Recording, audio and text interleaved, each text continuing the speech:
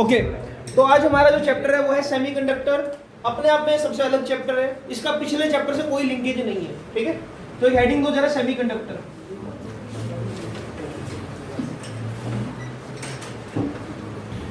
सबसे पहली चीज जो मैं आपको बता रहा हूं यहां पर, सेमीकंडक्टर सॉलिड नेचर के होते हैं, ठीक है। अब कंडक्टिविटी में हमने पढ़ा था, हमारे पास कई तरह के कंडक्टर्स थे, जैसे कि हम बात करते हैं मेटेलिक कंडक्टर्स की। मेटेलिक कंडक्टर्स में हमारे पास कॉपर है, सिल्वर है, एल्यूमिनियम है। फिर हमने पढ़ा था electrolyte. Electrolyte generally liquid solutions होते हैं जिसमें आयंस प्रेजेंट होते हैं। और फिर तीसरी कैटेगरी थी एलॉय, चौथी कैटेगरी थी सेमीकंडक्टर। एलॉय, मेटेलिक कंडक्टर्स और सेमीकंडक्टर, ये तीनों के तीनों सॉलिड नेचर के होते हैं, राइट। तो ये बात अपने को पता होनी चाहिए। सेमीकंडक्टर की बात करूं तो हम बात करेंगे ये सॉलिड नेचर के। चैप्टर की शुरुआत जो होगी ना वो बेसिकली इनसे होगी। सॉलिड दो तरह का होता है, मुझे सॉलिड बताने की जरूरत तो है नहीं। सॉलिड क्या है? Solid is state of matter which have like very small intermolecular space and large force of attraction, that's why they are rigid. Solid की दो कैटेगरी है। चैप्टर यहां से शुरू होगा आपका। या तो सॉलिड हो सकता है एमोर्फस, एमोर्फस, या हो सकता है सॉलिड क्रिस्टलाइन। तो आप ये हेडिंग दे सकते हो। सॉलिड बेसिकली दो तरह का होगा, या तो होगा एमोर्फस या होगा क्रिस्टलाइन। फॉर एग्जांपल, जो एमोर्फस सॉलिड होगा वो क्या होगा? फ्लेक्सिबल नेचर का होगा। मैं लिख रहा हूं यहां पर कुछ कैरेक्टरिस्टिक। फ्लेक्सिबल इन नेचर,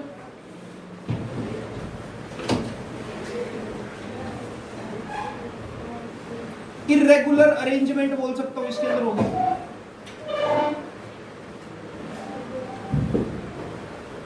किसकी अरेंजमेंट? मॉलिक्यूल्स की। ये कुछ बातें लिख लो, मैं फिर एक साथ एक्सप्लेन करता हूँ सारी बातें। जो एमोर्फस सॉलिड होगा उसके अंदर इरेगुलर अरेंजमेंट होगी।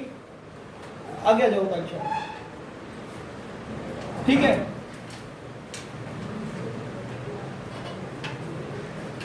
वीक फोर्स ऑफ अट्रैक्शन होगा।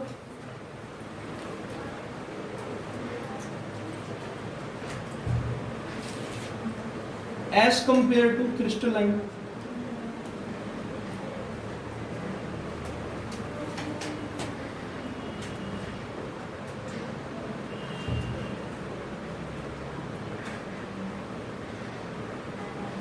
और जो मेल्टिंग पॉइंट है वो शार्प नहीं होगा।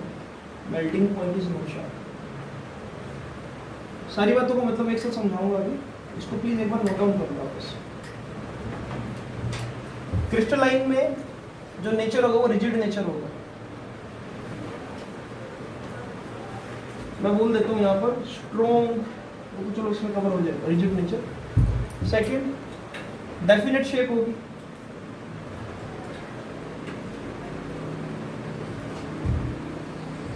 Third, strong intermolecular force of attraction.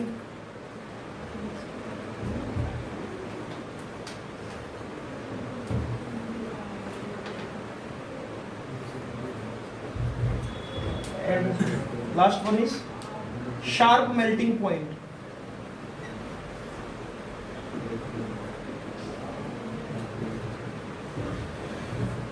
Amorphous solid के अंदर कैटेगरी आ सकती है हमारे पास प्लास्टिक, रबर। क्रिस्टलाइन में क्या आ सकता है भाई? इसमें आ सकता है आपके पास कोई भी सिल्वर आ जाएगा। आप चाहो तो आयरन लिख लो, मैं चाहूँ तो डायमंड भी लिख सकता हूँ इसके अंदर, क्योंकि मैं सिर्फ क्रिस्टलाइन सॉलिड की बात करूँ, कंडक्टर्स की बात नहीं कर रहा हूँ यहाँ पर, ठीक है। अभी इसको नोट डाउन करो, फिर एक एक बात का मतलब समझाता हूँ, ठीक है। ओके, तो एमोर्फस और क्रिस्टलाइन में एक डिफरेंस आपको पता लग गया। मेन ये 4-5 डिफरेंस है। हमको बस इस बात को समझना है कि जो सिलिकॉन, जो सेमीकंडक्टर है वो क्रिस्टलाइन नेचर का सॉलिड है, मतलब एक हार्ड सॉलिड है, रिजिड नेचर का है। ऐसा नहीं है कि उसको इजीली आप मोल्ड कर सकते हो। तो एक टर्म समझते हैं कि हम सेमीकंडक्टर बेसिकली है क्या चीज। हमने शेप तो समझ ली, नेचर समझ ली कि सॉलिड है। देखो यार, अगर मैं कंडक्टिविटी की बात करूं ना, इस बात को समझना ये सबसे इंपॉर्टेंट बात है इस चैप्टर की, जो इंट्रोडक्टरी पार्ट में। अगर मैं कंडक्टिविटी की बात करूं तो सबसे इंपॉर्टेंट बात यह है कि जो मेटेलिक कंडक्टर्स होते हैं ना, मेटेलिक कंडक्टर्स, इनकी कंडक्टिविटी सबसे ज्यादा होती है। उसके बाद आता है सेमीकंडक्टर, और फिर आता है आपके पास इंसुलेटर या डाइलेक्ट्रिक्स। ठीक है, तीन तरह से बेसिक बातें समझते हैं यार। मेटेलिक कंडक्टर के पास कंडक्टिविटी ज्यादा होने का एक सिंपल सा रीजन ये है, अगर आप एल्यूमिनियम को उठा लोगे तो उसके पास 3 वैलेंस इलेक्ट्रॉन है, कॉपर को उठाओगे तो उसके पास भी वैलेंस इलेक्ट्रॉन्स है। कहने का मतलब मैं अगर इन शॉर्ट में बोलूं तो इसके पास ना फ्री इलेक्ट्रॉन्स होते हैं। अगर फ्री इलेक्ट्रॉन्स होंगे तो मेरे ख्याल से इसके पास जो है ना, ये वाला बेनिफिट है नंबर डेंसिटी का। क्योंकि अगर आपको नंबर डेंसिटी से कंसेप्ट को समझना है तो आपको थोड़ा सा पास्ट में जाना पड़ेगा, जब हमने डिफाइन किया था करंट इलेक्ट्रिसिटी चैप्टर में। रेजिस्टेंस को बोलता हूं मैं मिली आंटी, ऐसे हमने पढ़ा था कभी, R is equal to M L upon में A N tau E square. यहां से मैंने रजिस्टिविटी डिफाइन की थी, रजिस्टिविटी आई थी आपके पास m अपॉन में एन टाउ ई स्क्वायर। और हमने फिर कंडक्टिविटी को ये बोला था कि कंडक्टिविटी होती है सिग्मा, जो कि रजिस्टिविटी का रेसिप्रोकल होती है, जिससे रिलेशन ये बन जाता है N tau E square upon में m। अब एक बार इस फॉर्मूले को उठाकर देखो जरा, यहाँ पर दिस इज कंडक्टिविटी। कंडक्टिविटी का फॉर्मूला क्या बनता है, N tau E square over m। यानी कि जिसके पास भी नंबर डेंसिटी वाला फैक्टर ज्यादा होगा, जिसके पास भी ज्यादा नंबर ऑफ फ्री इलेक्ट्रॉन्स होंगे, उसकी कंडक्टिविटी बाय डिफॉल्ट ज्यादा होगी। देखो डायरेक्टली प्रोपोर्शनल है, मैं बोल रहा हूं कि जो कंडक्टिविटी है वो directly proportional to number density है। और नंबर डेंसिटी का मतलब क्या होता है, number of free electrons present per unit volume, right. तो बाय डिफॉल्ट अगर मैं एक एल्यूमिनियम एटम की बात करूं तो एक एल्यूमिनियम एटम का मतलब 3 फ्री इलेक्ट्रॉन जो मूव कर सकते हैं। अगर मैं बात करूं 1 करोड़ एल्यूमिनियम एटम्स की, तो यानी कि 3 करोड़ फ्री इलेक्ट्रॉन जो मूव कर सकते हैं। तो इनके पास एक पहले से बेनिफिट है कंडक्टर के पास कि इलेक्ट्रॉन्स पहले से फ्री स्टेट में मूव इजीली कर सकते हैं। अब सेमीकंडक्टर की बात करूं, देखो सेमीकंडक्टर में ना हमारे पास ये वाले एलिमेंट होते हैं मेन, जो 3 एलिमेंट्स है। 2 एलिमेंट्स की बात कर रहा हूं, 3 भी नहीं। एक सिलिकॉन के पास 4 वैलेंस इलेक्ट्रॉन है। अगर 4 वैलेंस इलेक्ट्रॉन है सिलिकॉन के पास तो ये प्रेफर करेगा कोवेलेंट बॉन्डिंग।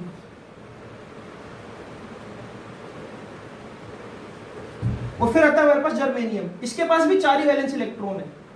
हाँ, आप ये बोल सकते हो कि जो सिलिकॉन है, सिलिकॉन का साइज जो है वो जर्मेनियम के कंपैरेटिवली थोड़ा सा छोटा है ना। सिलिकॉन का अगर हम कॉन्फ़िगरेशन देखें तो क्या बनेगा, 284 बनेगा, और जर्मेनियम इससे थोड़ा सा और बड़े साइज का, क्योंकि उसमें ज्यादा नंबर ऑफ शेल्स होगी। तो सिलिकॉन के पास अगर 4 वैलेंस इलेक्ट्रॉन है, इतना केमिस्ट्री में मुझे सिखाया गया था कि जिसके पास भी 4 वैलेंस इलेक्ट्रॉन होता है वो कोवेलेंट बॉन्डिंग को प्रेफर करता है, आयनिक बॉन्ड को प्रेफर नहीं करता।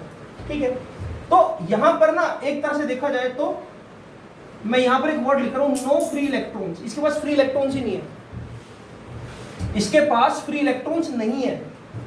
इसके पास फ्री इलेक्ट्रॉन्स है इसलिए मैं बोल रहा हूं कि मेटेलिक कंडक्टर की कंडक्टिविटी बाय डिफॉल्ट ज्यादा होगी। ठीक है, हाँ एक चीज जो समझने वाली है कि जो 4 वैलेंस इलेक्ट्रॉन है वो कोवेलेंट बॉन्डिंग में पार्टिसिपेट करें, उनको निकाला जा सकता है। मैं यहां पर ये बात बोल रहा हूं कि कोवेलेंट बॉन्डिंग है ना यहाँ पर, तो उन इलेक्ट्रॉन्स को निकाला जा सकता है, एक पॉसिबिलिटी बनती है।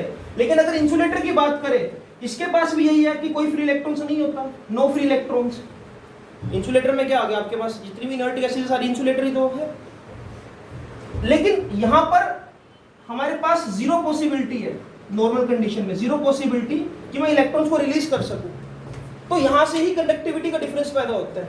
बाय डिफॉल्ट फ्री इलेक्ट्रॉन्स है, फ्री इलेक्ट्रॉन्स को पैदा किया जा सकता है कोवेलेंट बॉन्ड को ब्रेक कराकर, और बिल्कुल भी फ्री इलेक्ट्रॉन्स नहीं है। तो इस तरह से जो कंडक्टिविटी रेंज है ना वो ऐसे चलती है कि सबसे स्ट्रॉन्ग कंडक्टर्स कौन होंगे, मेटेलिक, फिर क्या होंगे सेमीकंडक्टर, फिर क्या होंगे इंसुलेटर। ये एक ऐसा डिफरेंस है जो तीनों में है। आप चाहो तो उसको शॉर्ट फॉर्म में लिख लो, आपके काम आएगा। मेटेलिक कंडक्टर्स में जो सिग्मा है वो डायरेक्टली प्रोपोर्शनल टू n है, they contains free electron, right.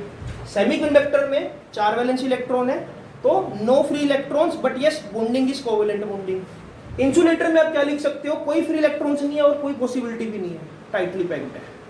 ये 3 चीजें लिखो, की पॉइंट बनाओ, और फिर हम सेमीकंडक्टर को डिटेल में समझते हैं। ओके, तो एक हेडिंग दे सकते हैं हम अभी, स्ट्रक्चर ऑफ सेमीकंडक्टर। हमने मेनली ना जो स्ट्रक्चर पढ़ना है वो सिलिकॉन का पढ़ना है, ठीक है। चाहे कोई भी सेमीकंडक्टर हो, 4 वैलेंस इलेक्ट्रॉन है, तो मैं देखो इस तरह से बना रहा हूं इसको, दिस इज सिलिकॉन। और एक चीज और आपने पढ़ी होगी यार, कैटिनेशन प्रॉपर्टी। जितने भी कोवलेंट बॉन्ड वाले हमारे एटम्स होते हैं जो कोवलेंट बॉन्ड बनाते हैं वो कैटिनेशन शो करते हैं। कैटिनेशन मतलब they can bond with themselves. तो सिलिकॉन सिलिकॉन, यहां पर भी silicon, this is silicon silicon. अब इस चीज को ना ध्यान से समझना और डायग्राम को थोड़ा खुला खुला बनाना इसको, ठीक है, कम से कम आधे पेज पे बनना चाहिए ताकि आप प्रॉपर मैकेनिज्म समझ सको।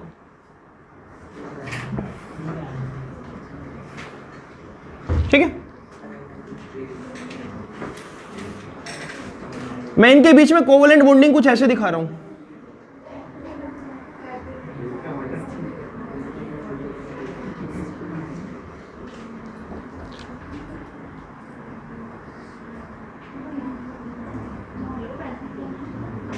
कुछ इस तरह से।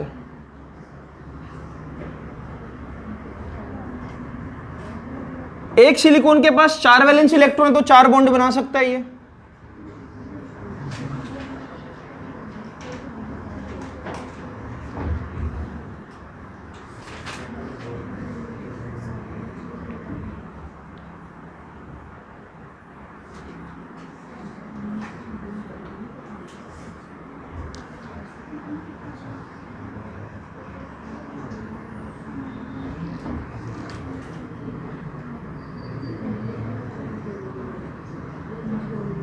ओके, अब एक बात को समझ लो, डायग्राम अब बाद में बना लेना, ठीक है, मैं वीडियो पॉज कर दूंगा।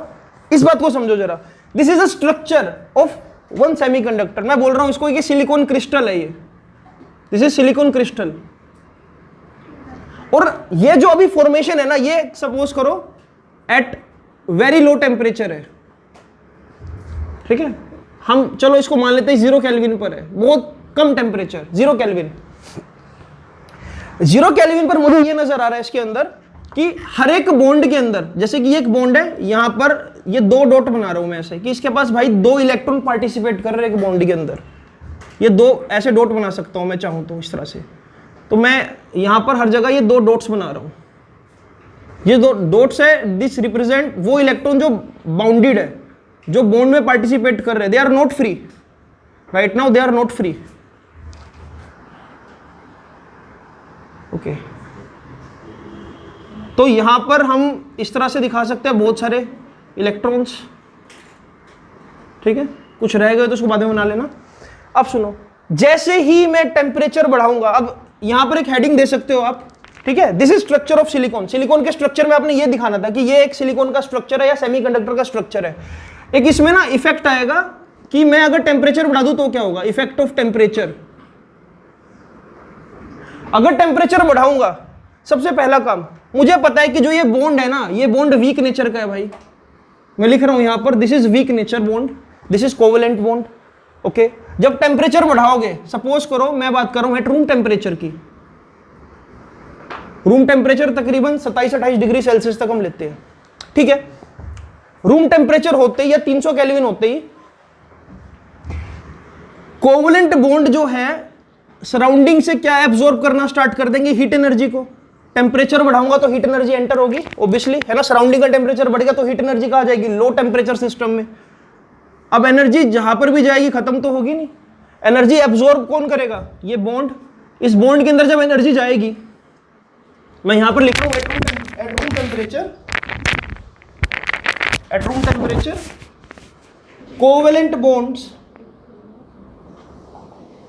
absorb heat from surrounding।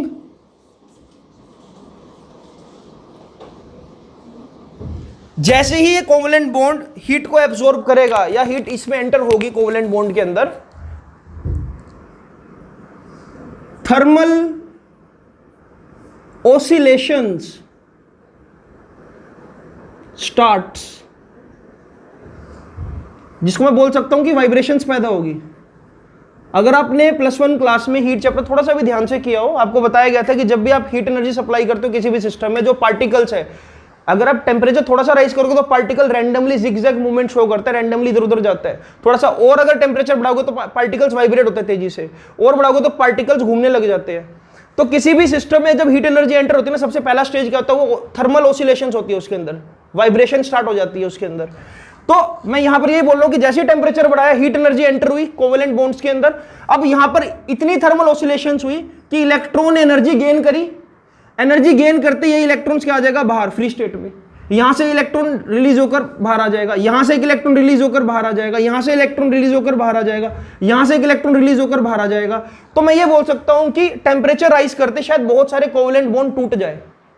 मैंने आपको बोला था ना कि सेमीकंडक्टर एक अच्छा कंडक्टर बनाया जा सकता है, कैसे? मैंने हीट एनर्जी बढ़ा दी, टेम्परेचर बढ़ा दिया, कोवेलेंट बॉन्ड को तोड़ दिया, तो नंबर डेंसिटी बाय डिफॉल्ट पैदा हो गई।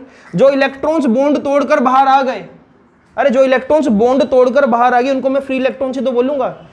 अब देखो बाय डिफॉल्ट मैंने पढ़ा अभी बताया था ना कि sigma directly proportional to number density, ये कंसेप्ट है। तो अल्टीमेटली मैं किस चीज पर काम कर रहा हूं? मैं इस चीज पर काम कर रहा हूं, यहां पर नंबर डेंसिटी को बढ़ाने का काम हो रहा है। Number density is increasing, number density increase होगी जैसे ही टेम्परेचर बढ़ाए। तो इस कहानी को ये लिखूंगा, at room temperature covalent bond absorb heat energy from the surrounding, thermal oscillation starts, as a result covalent bonds break and so many electrons start, या लिख देता हूं, so many electrons comes outside and become free. As a result,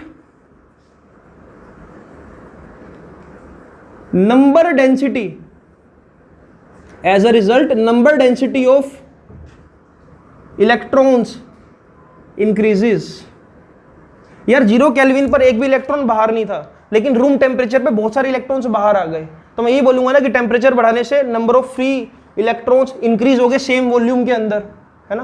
तो number density पर unit volume increase हो गई। मान लो ये जो सैंपल था ये 1 सेंटीमीटर क्यूब का था, इनिशियली क्या कुछ भी नहीं था इसके अंदर, initially number of free electrons क्या थे 0, लेकिन बाद में क्या हुआ, कुछ ना कुछ हो गए सेम वॉल्यूम के अंदर, तो नंबर डेंसिटी बढ़ गई। अच्छा, यहां पर सिर्फ ये कंसेप्ट नहीं है कि सिर्फ इलेक्ट्रॉन्स रिलीज हुए। अब आप एक चीज को समझने की कोशिश करना है, यहां पर अगर ये सिलिकॉन है और इसने 4 बॉन्ड्स बना रखे हैं, इस बॉन्ड में से अगर कोई इलेक्ट्रॉन निकल गया तो डेफिनेटली यहां पर क्या आ गया, पॉजिटिव चार्ज क्रिएट हो गया। सोचो इस बात को। मैं ये बोल रहा हूं यहां पर कि जैसे कि फॉर एग्जांपल यहां पर से अगर एक इलेक्ट्रॉन निकल गया तो मैं यहां पर ना एक होल क्रिएट कर देता हूं ऐसे, है ना, इसको मैं होल बोल रहा हूं। यहां से एक इलेक्ट्रॉन बाहर निकल गया तो डेफिनेटली अगर इसको मैं ध्यान से देखूं तो यहां पर ना ये सिलिकॉन भी पॉजिटिव नेचर का हो गया, यहां पर देखो एक वैकेंसी क्रिएट हो गई, और जो इसके साथ वाला सिलिकॉन था वो भी अधूरा हो गया। तो जब भी एक इलेक्ट्रॉन निकलता है तो वो एक वैकेंसी क्रिएट कर देता है, और इस वैकेंसी को हम बोलते हैं ये होल है। इलेक्ट्रॉन जैसे ही निकला तो मैं बोलता हूं इलेक्ट्रॉन के निकलने से एक वैकेंसी क्रिएट हो गई, जिसको मैं बोल रहा हूं दिस इज होल। और होल कैसा नेचर का है, पॉजिटिव नेचर का है, क्योंकि देखो इसने क्या क्रिएट कर दिया, पॉजिटिव नेचर सिलिकॉन क्रिएट कर दिया यहां पर, राइट। तो यहां पर ना यही बोला जाता है कि टेम्परेचर बढ़ाने से कोवेलेंट बॉन्ड टूटा, इलेक्ट्रॉन रिलीज हुआ, नंबर डेंसिटी इंक्रीज हो गई। और एक एडिशनल पॉइंट हम ये भी लिख सकते हैं, होल्स आर क्रिएटेड। होल्स को क्या बोल सकता हूं कि vacancy. Holes are created which behave like positive charge, which behave like positive charge. तो एक तरह से यार सिलिकॉन का टेम्परेचर जब आपने बढ़ाया तो नेगेटिव चार्ज तो इंक्रीज हुआ ही हुआ, साथ में पॉजिटिव चार्ज भी एडिशनल इंक्रीज हो गया। इस पूरी कहानी में अगर आपको थोड़ा सा मैं रिवाइंड कराऊं, हमने ना एक ग्राफ बनाया था करंट इलेक्ट्रिसिटी में। हमने पढ़ा था कि जो रजिस्टिविटी है, रजिस्टिविटी कंडक्टर्स की टेम्परेचर के साथ इंक्रीज करती है, लेकिन सेमीकंडक्टर में रजिस्टिविटी डिक्रीज करती है टेम्परेचर के साथ। रीजन तो यही है, जब आप टेम्परेचर बढ़ाओगे तो सिलिकॉन क्या हो जाता है, पावरफुल हो जाता है। क्यों पावरफुल हो गया, क्योंकि उसके अंदर नंबर डेंसिटी बढ़ गई, इसलिए वो परफॉर्म बेटर करता है। और जनरली जो भी हम सिलिकॉन का डिवाइस यूज करेंगे या सेमीकंडक्टर जो यूज करेंगे हम नॉर्मल कंडीशंस में यूज करते हैं, 0 डिग्री सेल्सियस से तो ज्यादा, मतलब हमेशा हम ऑब्वियसली 273 केल्विन पर तो यूज करेंगे। अब ऑब्वियसली 0 डिग्री सेल्सियस पर तो आप रहते नहीं हो, आप रहते किसमें, मोर देन 10 डिग्री सेल्सियस पे at least.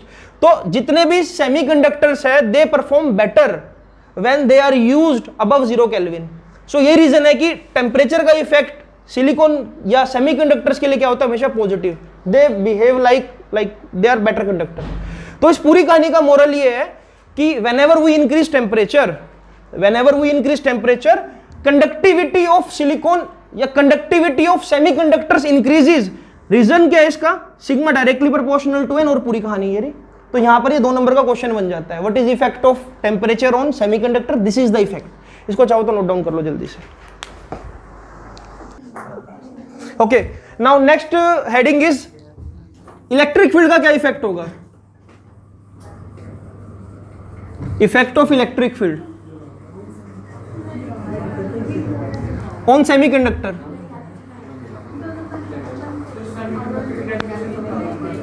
Semiconductor is a substance which is basically a better conductor at high temperature, या semiconductor is a substance having 4 valence electron, just this is the definition, except carbon। मैं बताऊंगा कि carbon क्यों नहीं है लेकिन आगे जाकर जब मैं एनर्जी बैंड्स करा दूंगा आपको, ठीक है। देखो मैं हमेशा एक ही बात बोल रहा हूं कि कार्बन के पास भी 4 वैलेंस इलेक्ट्रॉन है। अच्छा आपको तो थोड़ा शॉर्ट में समझा देता हूं, ये कार्बन के पास 4 वैलेंस इलेक्ट्रॉन है, इससे अगला स्टेज क्या है, सिलिकॉन, एक शेल जो फालतू आ जाएगी, अरे दिस इज 2,4, दिस इज 2,8,4, इसके बाद क्या आएगा, जर्मेनियम। अब मुझे पता है कि जैसे जैसे साइज बढ़ेगा जो वैलेंस इलेक्ट्रॉन है वो दूर होते जाएंगे न्यूक्लियस से, यानी कि वैलेंस इलेक्ट्रॉन को डिटैच करना सबसे आसान किसके केस में होगा, इसके केस में। सिलिकॉन के केस में भी वैलेंस इलेक्ट्रॉन को निकाला जा सकता है इजीली, लेकिन कार्बन का साइज छोटा, न्यूक्लियर चार्ज ज्यादा, आपको बहुत ज्यादा एनर्जी सप्लाई करनी पड़ेगी इसमें से 4 वैलेंस इलेक्ट्रॉन को निकालने के लिए।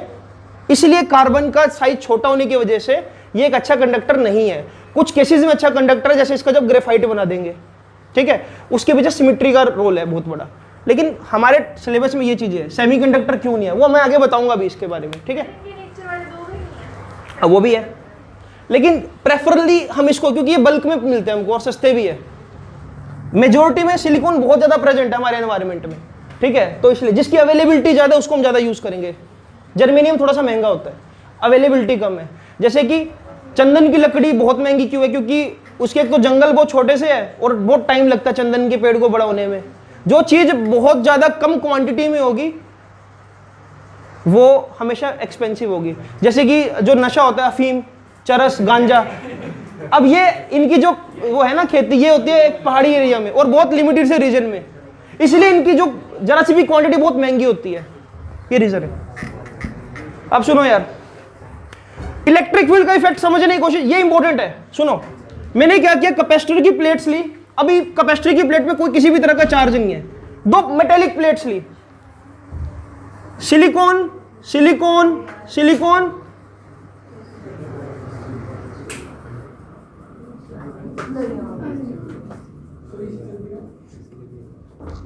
ठीक है। अब सुनो जरा ध्यान से, अगर मैं बात करूं रूम टेम्परेचर की, एट रूम टेम्परेचर, ये रूम टेम्परेचर पे कुछ ऐसा हो रखा है, यहां पर एक वैकेंसी क्रिएट हो रखी है और एक इलेक्ट्रॉन बाहर है इस वैकेंसी से पहले से, ठीक है, ओके, ठीक है यार। यहां पर 2 इलेक्ट्रॉन्स पहले से प्रेजेंट है, यहां पर भी एक वैकेंसी है और एक इलेक्ट्रॉन यहां से भी बाहर है, ठीक है। तो मैं यहां पर ऐसे दिखा सकता हूं कि यार रूम टेम्परेचर पे इस सिलिकॉन के पास ऑलरेडी फ्री इलेक्ट्रॉन्स है। देखो इलेक्ट्रॉन्स को मैं बाहर दिखा रहा हूं बॉन्ड से, ठीक है, इस तरह से दिखा रहा हूं। इलेक्ट्रॉन्स बाहर आ गए लेकिन पर्पस तो कुछ सोल्व नहीं हुआ ना। इलेक्ट्रॉन्स बाहर आने से थोड़ी कंडक्टिविटी आएगी, वो तो तब आपको करंट मिलेगा या कंडक्टिविटी मिलेगी जब इलेक्ट्रॉन्स मूव करेंगे किसी डायरेक्शन में। इलेक्ट्रॉन्स तो बाहर आ गए लेकिन उसके बाद क्या, देखो अगर मान लो यहां से इलेक्ट्रॉन बाहर आ भी गया तो हो सकता है ये वाला जो होल है जो इसके नीचे है ये इसको अपनी तरफ अट्रैक्ट कर ले, फिर से ऑक्यूपाई हो जाए ये वाला। हो सकता है ये इलेक्ट्रॉन बाहर निकल तो गया लेकिन ये वाला होल जो यहां पर क्रिएट है इसको ऑक्यूपाई कर ले। तो इस तरह से यहां पर इलेक्ट्रॉन और होल्स एक तरह से क्रिएट होते रहेंगे बार बार। ये इस तरह से हुआ कि यार क्लास में 25 बच्चे और 25 बेंच है, पहले वाला जो बच्चा है, पहले बेंच वाला बच्चा, वो उठा अपनी सीट से, उसको तीसरे बच्चे ने ऑक्यूपाई कर लिया सीट को। जो पहला बच्चा था वो सातवें बेंच पे चला गया, जो 7वां बच्चा था वो 10वें बेंच पे चला गया। अगर मैं देख रहा हूं यहां पर तो बच्चे तो मूव कर रहे हैं लेकिन कोई पर्पस सोल्व नहीं हो रहा है। ये तो बस वैकेंसी को, इलेक्ट्रॉन निकला वैकेंसी दूसरी इसने ऑक्यूपाई कर ली, ये निकला तो इसको इसने अट्रैक्ट कर लिया, आगे पीछे तो कहीं मूव नहीं करे ना। अरे अगर करंट को बनाना है तो इसका इस वायर के अंदर एंटर होकर घूमकर वापस आने यहाँ जरूरी है, तभी तो करंट बनेगा। अगर मैं यहां पर इस स्टेज पे इस प्लेट को पॉजिटिव कर दूं और इस प्लेट को नेगेटिव कर दूं, अब इस बात को समझना जरा, अगर मैं इलेक्ट्रिक फील्ड अप्लाई कर दूं, इलेक्ट्रिक फील्ड की डायरेक्शन क्या होगी? ओब्वियसली ये वाली, पॉजिटिव से negative. This is the direction of electric field. क्या होगा? तुमने गाना सुना सिद्धू मूसेवाले का, साडा चल रहा है तक्का सी ता कर दे। चलो यहां पर ना इलेक्ट्रिक फील्ड ये गाना गा सकता है। इलेक्ट्रॉन अपनी दुनिया में खुश है, निकल रहा है तो दूसरे होल में चला गया, यहां से निकला तो यहां चला गया, यहां से इलेक्ट्रॉन यहां चला गया। लेकिन जैसे इलेक्ट्रिक फील्ड आया यहां पर, पॉजिटिव प्लेट होते ही ये इलेक्ट्रॉन, मान लो इस इलेक्ट्रॉन को सीधा इस होल की तरफ जाना था, लेकिन यहां पर इलेक्ट्रिक फील्ड क्या करेगा? इसको अपनी तरफ खींच लेगा। इलेक्ट्रॉन ये रहा, इसको जाना था मान लो दूसरी तरफ कहीं, लेकिन यहां पर क्या पॉजिटिव प्लेट है, ये इस फ्री इलेक्ट्रॉन को उसी वक्त क्या करेगी? अपनी तरफ खींच लेगी। ये इलेक्ट्रॉन इसने कहीं और जाना था, लेकिन इसको भी क्या, ये पॉजिटिव प्लेट अपनी तरफ खींच लेगी। अब यहां पर धक्का कौन कर रहा है? Electric field. किसके ऊपर कर रहा है? इलेक्ट्रॉन्स के ऊपर। इलेक्ट्रॉन्स जैसे ही बाहर निकले, जैसे अपने रूम टेम्परेचर से इलेक्ट्रॉन जैसे ही बाहर निकले, इलेक्ट्रिक फील्ड अप्लाई करते इलेक्ट्रॉन्स के बाहर निकाल लिए गए, मेटल के अंदर यहां पर एंटर करा दिए गए। देखो ना, जो ये इलेक्ट्रॉन्स यहां पर नजर आ रहे हैं, अगर मैं इस प्लेट को पॉजिटिव कर दूंगा, इलेक्ट्रॉन्स अट्रैक्टेड हो जाएंगे यहां पर। क्लियर है? अब यहां पर ना एक चीज और समझो जरा, अगर मैं इफेक्ट ऑफ इलेक्ट्रिक फील्ड को समझूं,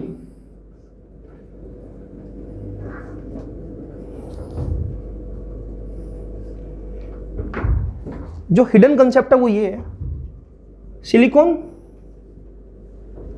यहां पर भी एक सिलिकॉन, यहां पर भी सिलिकॉन और यहां पर भी सिलिकॉन। ठीक है, इधर की तरफ ना अगर मैंने मान लो कुछ पॉजिटिव चार्ज दे भी दिया, यहां से अगर कोई इलेक्ट्रॉन निकल गया है, उस इलेक्ट्रॉन के पास एक चांस ही है कि वो शायद हो सकता है इस होल को ऑक्यूपाई कर ले, क्योंकि होल भी इसको फोर्स ऑफ अट्रैक्शन लगाएगा। अरे यार, इलेक्ट्रॉन बाहर निकला तो ये होल पॉजिटिव नेचर का है, तो ये इसको अट्रैक्ट करना चाहेगा। अगर इलेक्ट्रिक फील्ड इतना स्ट्रॉन्ग ना हो, इलेक्ट्रिक फील्ड ने फोर्स ऑफ अट्रैक्शन, देखो इस इलेक्ट्रॉन के बारे में सोचो, इस इलेक्ट्रॉन ने यहां पर जाना है, क्योंकि यहां पर इसको होल बुला रहा है, तू मेरे पास आ जा। लेकिन यहां पर जो मेटेलिक प्लेट है, अगर उसका फोर्स इसके फोर्स से कम हो गया तो कभी ये एंटर हो ही नहीं पाएगा, फिर तो हमेशा होल की तरफ जाएगा ये।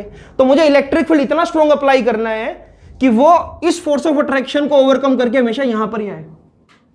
अरे यार, यहां पर एक इंटरनल ये बात भी देखो ना कि इलेक्ट्रॉन अगर निकल भी गया तो उसको अट्रैक्ट करने के लिए बहुत सारे होल्स हैं यहां पर, लेकिन यहां पर इस प्लेट पर मुझे इतना पॉजिटिव चार्ज देना है कि वो इलेक्ट्रॉन इन होल्स को छोड़कर हमेशा कहां पर एंटर हो? इस वायर के अंदर एंटर हो, तभी मुझे कंडक्टिविटी मिलेगी। तो अपने को ना यहां पर इलेक्ट्रिक फील्ड अप्लाई करने का बेनिफिट तब है जब मैं इन फ्री इलेक्ट्रॉन्स को इतना फोर्स ऑफ अट्रैक्शन दे सकूं कि वो हमेशा वायर के अंदर एंटर हो, ना कि इन होल्स के अंदर दोबारा से जाए। समझे इस बात को? ये जैसे कि फॉर एग्जांपल, अगर एक क्लासरूम में सपोज करो बहुत सीरियस माहौल चल रहा है और एक बच्चा हमारे पास जैसे कि प्रथमेश, अगर वो एकदम बेंच से खड़ा हो जाए और सपोज करो सेकंड लास्ट बेंच पर है, अगर उसको लेक्चर की सीरियसनेस है तो ऑब्वियसली वो लेक्चर को पढ़ना चाहेगा। लेकिन बाहर अचानक अंकित आ जाए और बोले नीचे 1-1 लाख रुपए की गठिया पड़ी है बहुत सारी, तो ऑब्वियसली अब कौन सी फोर्स ऑफ अट्रैक्शन ज्यादा स्ट्रॉन्ग है? ऑब्वियसली वो 1 लाख वाली। ये तो लेक्चर रिकॉर्ड भी हो रहा है, मैं देख लूंगा। तो वो हमेशा क्या, बजाय कि उस अपनी सीट को ऑक्यूपाई करने के, वो बाहर निकल जाएगा। यहां पर ये इलेक्ट्रॉन प्रथमेश है, ये होल जो है ये वो मेरा सीरियस लेक्चर है, और जो ये वाली जो प्लेट पे पॉजिटिव चार्ज है ये 1 लाख है। तो अगर ये 1 लाख इसको ज्यादा बेनिफिट देंगे तो ऑब्वियसली बाहर निकल जाएगा। यही मैं बताना चाह रहा हूं। मतलब उसका ज्यादा इफेक्ट है। हाँ ठीक है, तो यहां पर इलेक्ट्रिक फील्ड ज्यादा स्ट्रॉन्ग होना चाहिए as comparison to this electrostatic force, तब जाकर अपने को कुछ बेनिफिट मिलेगा। एक और इंपॉर्टेंट बात, इलेक्ट्रिक फील्ड का बेनिफिट जीरो भी हो सकता है। अगर मैं यहां पर 0 केल्विन की बात करूं, मैंने क्या किया, जो सिलिकॉन है इसको 0 केल्विन पर रख दिया प्लेट्स के बीच में, कुछ भी नहीं मिलने वाला। अरे 0 केल्विन पर तो कोई इलेक्ट्रॉन ही बाहर नहीं है, 0 केल्विन पर तो कोई इलेक्ट्रॉन बाहर है ही नहीं, तो फोर्स किस पर लगेगा? किसी पे भी नहीं, राइट। तो इस कहानी को लिखना कैसे है ये देख लो जरा, मैं यहां पर इसको सम अप करके लिख रहा हूं। इफेक्ट ऑफ इलेक्ट्रिक फील्ड, तो सबसे पहली चीज ये लिखनी है ऑन एप्लीकेशन ऑफ, इसको प्लीज साथ साथ लिख लो जरा, on application of electric field at room temperature,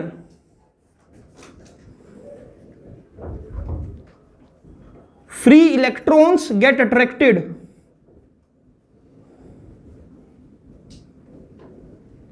towards positive side and holes start moving towards negative side. ये बात भी समझना यार, इलेक्ट्रॉन्स तो मूव करेंगे करेंगे, जो ये सिलिकॉन के पॉजिटिव आयंस है ये भी तो नेगेटिव की तरफ अट्रैक्ट होंगे। यानी कि अगर मैं देखूं इलेक्ट्रॉन्स और होल्स की जो वेलोसिटी में जो डिफरेंस है वो 180 डिग्री का है, इलेक्ट्रॉन्स यहां जाएंगे तो होल सामने की तरफ खिसकेंगे। हाँ, अब आपको ये बात तो समझ आ गई होगी कि देखो अगर जैसे सिलिकॉन है, यहां पर पॉजिटिव वैकेंसी क्रिएट हो गई।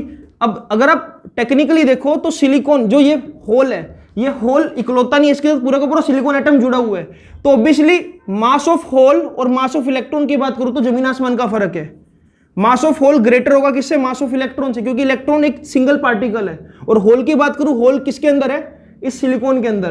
तो आपने कंसेप्ट पढ़ा होगा force is equal to mass into acceleration. Acceleration ज्यादा किस में आएगी? जिसका मास बहुत कम होगा। किसका मास कम है? इलेक्ट्रॉन का। तो इलेक्ट्रॉन तो बहुत तेजी से खींचे चले जाएंगे, लेकिन होल्स स्लोली ड्रिफ्ट करेंगे। होल्स बहुत स्लोली मूव करेंगे, लेकिन इलेक्ट्रॉन बहुत तेजी से जाएंगे। हम हमेशा ये पढ़ते हैं कि इलेक्ट्रॉन्स के मूवमेंट से क्या करंट बनता है, लेकिन एक्चुअल में अगर आप करंट की डेफिनेशन पढ़ो तो करंट की डेफिनेशन ये होती है, it is rate of flow of charge. और चार्ज तो पॉजिटिव भी हो सकता है और नेगेटिव भी हो सकता है। तो सेमीकंडक्टर में अपने को ये भी बेनिफिट मिलता है कि सिर्फ जो करंट बन रहा है वो इलेक्ट्रॉन की वजह से नहीं बनता, वो होल्स की मूवमेंट से भी बनता है। होल्स इधर की तरफ मूव कर गए तो इलेक्ट्रॉन इधर की तरफ, और मूवमेंट ऑफ चार्ज आपको मिल गई, राइट। इसका एक्सप्रेशन भी हम ड्राइव करेंगे, क्लियर है। तो हम यही लिखेंगे यहां पर, जब भी मैं इलेक्ट्रिक फील्ड अप्लाई करूंगा रूम टेम्परेचर पर, free electrons get attracted towards positive side and holes start moving toward negative side. As a result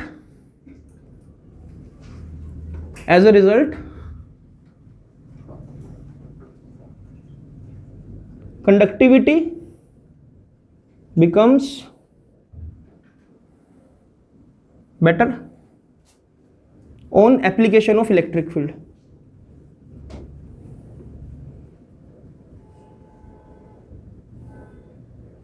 ठीक है, तो ये सिंपल सा कंसेप्ट है। इसमें की पॉइंट्स मैं यहीं पे ऐड कर रहा हूं। जो की पॉइंट है वो ये बनता है, एट 0 केल्विन, पहला key point, at 0 kelvin application of electric field does not change conductivity of semiconductor. Reason क्या है यार? 0 केल्विन पर तो कोई इलेक्ट्रॉन ही नहीं है। अब इलेक्ट्रॉन नहीं है तो फोर्स किस पे लगेगा? समझ पाए इस बात को? तो on application of electric field, या एप्लीकेशन अगर 0 केल्विन पे करूं तो कंडक्टिविटी पे कोई फर्क नहीं पड़ेगा, ठीक है, ओके। और दूसरी एक पॉसिबिलिटी क्या है? जो इलेक्ट्रिक फोर्स है, इलेक्ट्रिक फोर्स जो मैं अप्लाई कर रहा हूं, मैं लिख रहा हूं electric force which is applied, electric force which is applied must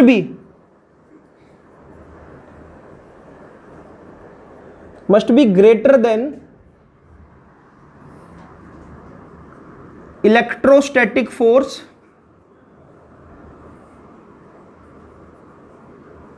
between electron and holes. So this is the concept. Temperature का इफेक्ट, कंडक्टिविटी बढ़ेगी। इलेक्ट्रिक फील्ड का इफेक्ट, कंडक्टिविटी बढ़ेगी, लेकिन कंडीशनल है। एक तो 0 केल्विन से ज्यादा टेम्परेचर होना चाहिए, रूम टेम्परेचर होना चाहिए, तभी बढ़ेगी। और दूसरा, जो मैं इलेक्ट्रिक फोर्स बाहर से अप्लाई कर रहा हूं वो उसके इंटरनल इलेक्ट्रॉन होल के फोर्स से ज्यादा होना चाहिए, तभी बढ़ेगी, अदरवाइज नहीं बढ़ेगी। तो इसको लिख लो जरा, ये इंपॉर्टेंट है, ओके। तो एक और क्वेश्चन बनता है, देखो आज के टाइम में ना, अगर मैं आपको बात करूं, हम जैसे कि दिवाली पे एलईडीज लगाते हैं, एलईडीज हो गया, फोटो डायोड हो गया, जीना डायोड, बहुत सारी ऐसी चीजें हैं जिसमें कंडक्टर्स का कोई काम ही नहीं है। मेनली हम ना सेमीकंडक्टर्स को ज्यादा प्रेफर करते हैं। मैं आपको एक बहुत लॉजिकल बात बताऊंगा अभी। एक हेडिंग दो जरा, वाई, या क्वेश्चन बनाओ, वाई सेमीकंडक्टर्स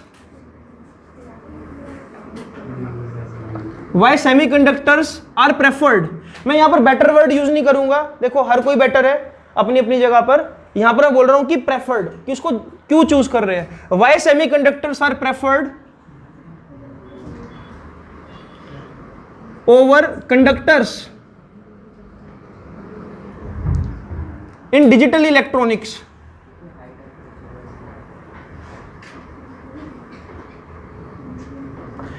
या डिजिटल इलेक्ट्रॉनिक्स से मेरा ये मतलब है, जितना भी आप, जैसे कि लैपटॉप का मदरबोर्ड हो गया, एलईडीज हो गई, जितने भी आपके आज के डिवाइसेस है, जितने भी सेंसर्स है, वो सेमीकंडक्टर के बिना अनइमेजिनेबल है, उसको इमेजिन ही नहीं कर सकते। मैं ना यहां पर एक चीज आपको बताता हूं। अभी कंडक्टर की बात करें ना, कंडक्टर में आपको हमेशा एक ही तरह का ग्राफ मिल सकता है, हमेशा एक ही तरह का ग्राफ मिलेगा। वो क्या ग्राफ मिलेगा कि अगर आप वोल्टेज को इंक्रीज करते हो तो डेफिनेटली, अगर टेम्परेचर कांस्टेंट है तो डेफिनेटली करंट भी बढ़ेगा। आपको एक ही तरह का ग्राफ मिल सकता है, ऐसा, ये इस तरह का, जिसको आप ओम्स लॉ में पढ़कर भी आए हो। कहानी समझा देता हूं। कहानी ये थी, कुछ हमने पढ़ा था कि जो ड्रिफ्ट वेलोसिटी है वो क्या होती है, विनिंग टीम टाउ ई ओवर एम, कुछ इस तरह से। और अगर इलेक्ट्रिक फील्ड को वोल्टेज में कन्वर्ट कर लूँ तो वैसे बन जाएगा, टाउ ई वी अपॉन में एल, और यहाँ पर एम आ जाएगा। यानी कि ड्रिफ्ट वेलोसिटी किसका फंक्शन है, वोल्टेज का। जितनी ज्यादा वोल्टेज अप्लाई करूंगा उतना तेजी से इलेक्ट्रॉन दौड़ेगा, उतना तेजी से इलेक्ट्रॉन ड्रिफ्ट होगा। और अगर ड्रिफ्ट वेलोसिटी बढ़ रही है तो करंट को हमने ऐसे पढ़ा था, I is equal to V ना। अगर ड्रिफ्ट वेलोसिटी बढ़ रही तो करंट बढ़ेगा, और यहीं से ओम्स ने क्या कहानी बना दी, V directly proportional to I। Voltage बढ़ा दो तो करंट बढ़ेगा, ठीक है। लेकिन सपोज करो हमारे पास एक मल्टी फंक्शन डिवाइस है, और मैं चाहता हूं, देखो एक चीज को इमेजिन करते हैं। मान लो मेरे पास यहां पर एक X डिवाइस है, यहां पर एक Y डिवाइस है, और यहां पर एक Z डिवाइस है, ठीक है। मैं ये चाहता हूं कि जो X डिवाइस है ना, हमेशा ये ना 22 वोल्ट पर ही कंडक्ट करे, उससे पहले कंडक्ट ही ना करे। और मैं चाहता हूं कि जो Y डिवाइस है वो 10 वोल्ट पर कंडक्ट करे। और मैं ये चाहता हूं कि Z डिवाइस 15 वोल्ट होते ही बंद हो जाए, उसके बाद काम ही ना करे। मुझे यहां पर एक मल्टी ऑपरेटिंग सिस्टम चाहिए। लेकिन अगर मैं इन सबको कंडक्टर्स का बनाऊंगा, मुझे पता है कि 22 वोल्ट पे ये भी कंडक्ट करेगा, 10 वोल्ट पे ये भी कंडक्ट करेगा, और 15 वोल्ट पे ये भी कंडक्ट करेगा। यार यानी कि कंडक्टर्स में तो एक ही चीज है कि आप जैसी वोल्टेज बढ़ाओगे करंट तो आएगा ही आएगा। कंडक्टर्स के अंदर यू कैन ओनली कंट्रोल, मैं लिख रहा हूं यहां पर, इसको एक बार लिख लो, मैं वर्बली बोल रहा हूं, प्लीज इसको प्लीज ऐसे ही लिखिए। पहला पॉइंट ये लिखो, in conductors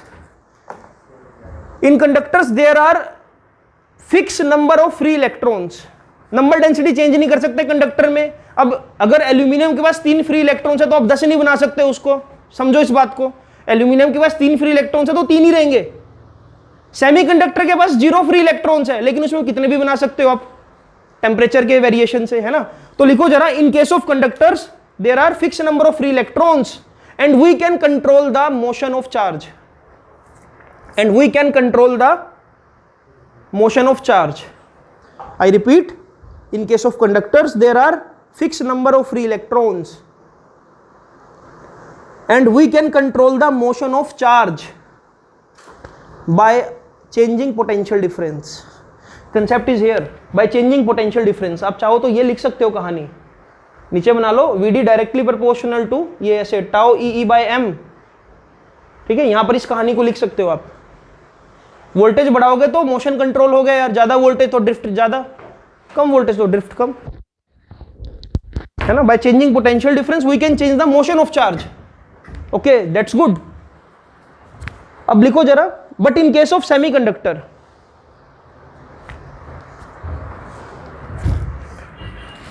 you can add this line also, but in case of semiconductor we can control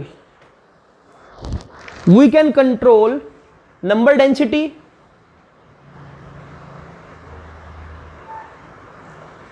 and motion of charge. We can control number density and motion of charge and large variety of graphs between V and I can be obtained, and a large variety of graph between V and I can be obtained.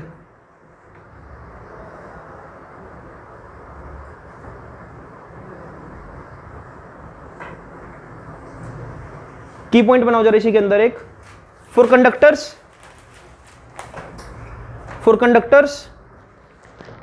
की point बनाओ एक, for conductors only Ohm's law is followed, for conductors only Ohm's law is followed. यानी कि conductors में आप जो मर्जी जोर लगा लो यार, आपको एक ही तरह का ग्राफ मिल सकता है, वो ये है, ठीक है। This is V I graph for conductor. लेकिन अगर मैं सेमीकंडक्टर्स की बात करूं तो मैं ग्राफ को कैसा भी बना सकता हूं, ये चीज हम आगे सीखेंगे, डोपिंग सीखेंगे आगे, बाइसिंग सीखेंगे, तो उसमें मैं बताऊंगा कि मैं चाहूंगा तो 4 वोल्ट भी करंट आएगा, मैं चाहूंगा तो 10 वोल्ट पे कट लग जाएगा, और मैं चाहूंगा तो ग्राफ को कैसा भी बना सकता हूं। वो मेरे ऊपर है कि मैं डोपिंग कैसे कर रहा हूं किसी भी सेमीकंडक्टर, मतलब उसमें इंप्योरिटीज कैसे ऐड कर रहा हूं। ठीक है, ये चीज जो ये क्वेश्चन है ना, ये आपको धीरे धीरे आगे समझ आएगा कि मैं कैसे नंबर डेंसिटी तो आपको समझ आ गई कि यार सेमीकंडक्टर के अंदर ये मेरे ऊपर है कि मैं नंबर ऑफ फ्री इलेक्ट्रॉन्स कितने रिलीज करना चाहता हूं। टेंपरेचर को थोड़ा सा और बढ़ाऊंगा तो ज्यादा number of covalent bond break हो जाएंगे, ज्यादा नंबर ऑफ फ्री इलेक्ट्रॉन्स आ जाएंगे, राइट। सो कंडक्टर में ऐसा नहीं है, कंडक्टर में भाई 1 करोड़ एल्यूमिनियम एटम है तो 3 करोड़ फ्री इलेक्ट्रॉन्स हो सकते हैं। सेमीकंडक्टर में अनलिमिटेड हो सकते हैं, मैं जितने चाहूं उतने रिलीज कर सकता हूं, और सेमीकंडक्टर अगर टूटेगा तो बहुत सारे इलेक्ट्रॉन्स रिलीज करेगा, है ना। तो ये चीजें आपको धीरे धीरे समझ आएगी जब हम आगे बढ़ेंगे चैप्टर में। आज के लिए बस इतना ही है, इंट्रोडक्टरी पार्ट था ये, इसको प्लीज एक बार पढ़ लेना, और कल हम कंटिन्यू करेंगे आगे।